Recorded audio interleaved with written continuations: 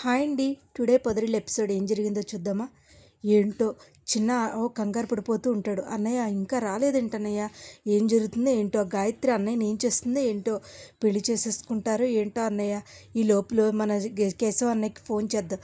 అన్నయ్య ఏంట్రా ఇలా గాయత్రి వచ్చిందన్నయ్య, గాయత్రి వచ్చిందా, నేను వస్తున్నాను ఉండు అని చెప్పేసి మన కేశవ అక్కడ పని వదిలేసి వచ్చేస్తాడు. ఈ లోపల మన పెద్ద గాయత్రి ఇద్దరు కూడా మాట్లాడుకుంటూ ఉంటారు, నవ్వుకుంటూ మాట్లాడుకుంటూ ఉంటారు. ఏంటంటే ఇంకా గాయత్రి వాళ్ళ అత్తారింటికి వెళ్ళిపోతుంది కాబట్టి గాయత్రి చాలా ఇది నీ పద్ధతిగా మాట్లాడుతూ ఉంటుంది. ఇంకా ఇది తెలియని మన చిన్న అందరికీ ఫోన్లు చేసేసి కంగారు పెడుతూ ఉంటాడు. ఎలాగో పెళ్ళైపోయింది కదా బావా, నేనేమి ఎవరిలాగా ఉండను, నాకు అలా ఉంటాను అని చెప్పేసి అంటుంది.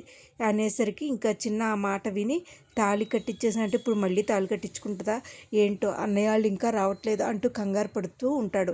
ఈ లోపల మన పెద్ద అంటాడు, రేపొద్దున్న నువ్వు మీ ఆయనతో సాయంత్రం భోజనానికి రావాలి అంటే, నేను ఆయన తీసుకొచ్చినా నీకు పర్వాలేదా బావా? పర్వాలేదు, తీసుకురా అంటాడు. ఈ లోపల కేశవ వస్తాడు. అన్నయ్య ఏంటి ఇప్పుడు వచ్చావా అనేసరి లోపల ఉన్నారా ఏంటి అని అంటే, లేదన్నయ్య ఎవరు నాకు కనబడలేదు, నువ్వు రా అన్నయ్య అంటే, ఈ లోపల మన చక్రి వాళ్ళు మహాలక్ష్మి కూడా వస్తుంది. అందరూ వస్తే అందరూ చూస్తారు. ఒరే చూసావా నువ్వు లోపల ఎవరున్నారా అంటే, ఈ లోపల మన పెద్ద వస్తాడు.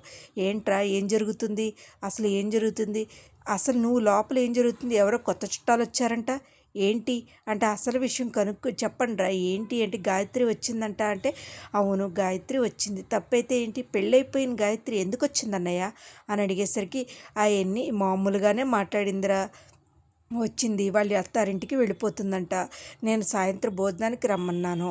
ఏంటి భోజనానికి రమ్మన్నావా, ఎలా రమ్మన్నావు అన్నయ్య, అసలు ఏమనుకుంటున్నావు అన్నయ్య అనేసరికి, ఏమైందిరా రమ్మంటే ఏమైంది, తప్పేం లేదు కదా, తను వచ్చింది, బావ వెళ్ళొస్తాను అంది, భోజనం పెడతాను అన్నాను, తప్పేంటి చెప్పు, నీకు బాధ అనిపించట్లేదా అన్నయ్య?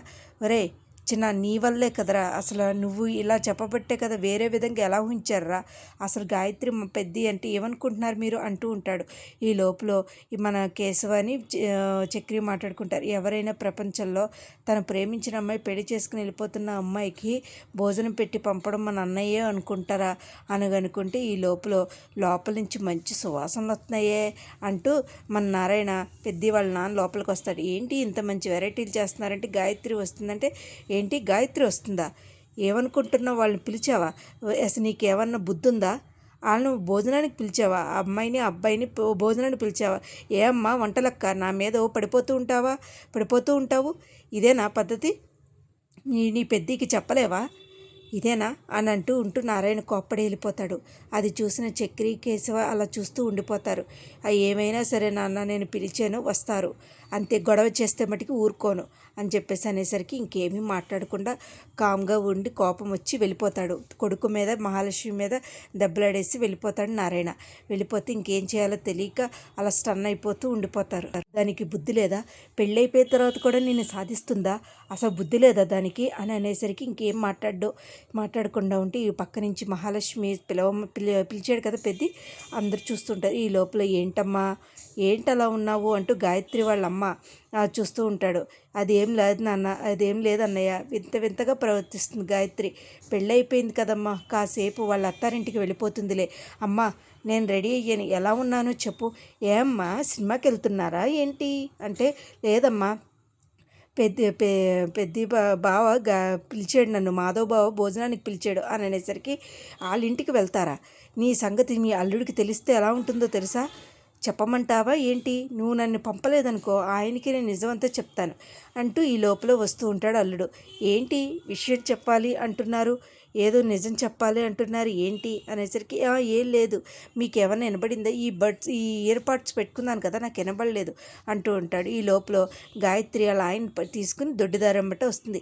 ఇదేంటి గాయత్రి దొడ్డిదారమ్మట వచ్చావు, ఇలా కాదు ఈదేపమ్మట రావాలి, అవును నేను అదే చెప్పాను, సరే కదా అని చెప్పేసి పద గాయత్రి అంటూ వాళ్ళ ఆయన పట్టుకుని ఈదమ్మట వస్తారు. వచ్చి మన కేశవ కాళ్ళు కడుక్కోవడానికి నీళ్ళు అన్నీ ఇస్తాడు. ఇచ్చిన తర్వాత నమస్కారం అండి అంటే, నారాయణ లేచి నమస్కారం రా బాబు అంటాడు. లోపలికి వెళ్ళిన తర్వాత కూర్చుని నుంచుంటారు, అందరికీ నమస్కారం పెడతారు. మా పెద్ద బావ మా మాధవ బావ అని చెప్తుంది, చక్రి రెండోవాడు, మూడోవాడు కేశవ, చిన్న ఈయన్ని చిన్నప్పుడు అంటే వసే ఆపవే ఆగవే నువ్వేమీ చెప్పొద్దే బాబు అంటూ ఉంటాడు. కూర్చుని అందరికీ భోజనాలు పెడుతూ ఉంటారు. మీరెవరూ తినరా? మీరు తిన్నాక మేము తింటామండి. అదేంటండి మేము ఒక్కళ్ళమే ఎలా తింటాము, మీరు కూడా రండి అంటే ఈ లోపల వాళ్ళ నాన్న వచ్చి కూర్చుంటాడు. వాళ్ళ నాన్న అందరూ నీకోసం కూర్చుంటానయ్యా అని చెప్పేసి కూర్చుంటాడు. ఎప్పుడు తింటామో ఏంటో అంటూ మన మన తిడుతూ ఉంటాడు. మన మా గాయత్రి అనుకుంటూ ఉంటుంది. అదేంటి గాయత్రి అలా అంటావు, ఇప్పుడు నెక్స్ట్ వెళ్ళిపోతారా దుబాయ్ అంటే, లేదు మా ఇంటి దగ్గర ఉంచుతాను, ఈ లోపల వీసా ప్రాసెస్ ఎన్ని అవుతాయి కదా అప్పుడు గాయత్రిని తీసుకెళ్తాము, నేను మావయ్య గారు కంపెనీలో మేనేజర్ని అంటూ ఆ అబ్బాయి పెళ్ళికొడుకు గాయత్రి వాళ్ళ ఆయన చెప్తూ ఉంటాడు. ఇవాళ ఎపిసోడ్ అయితే ఇదేనండి. మరి ఆల్రెడీ గాయత్రికి పెళ్ళైపోయింది కాబట్టి అత్తారింటికి పంపేస్తారు, కథ అక్కడితో అవుతుంది.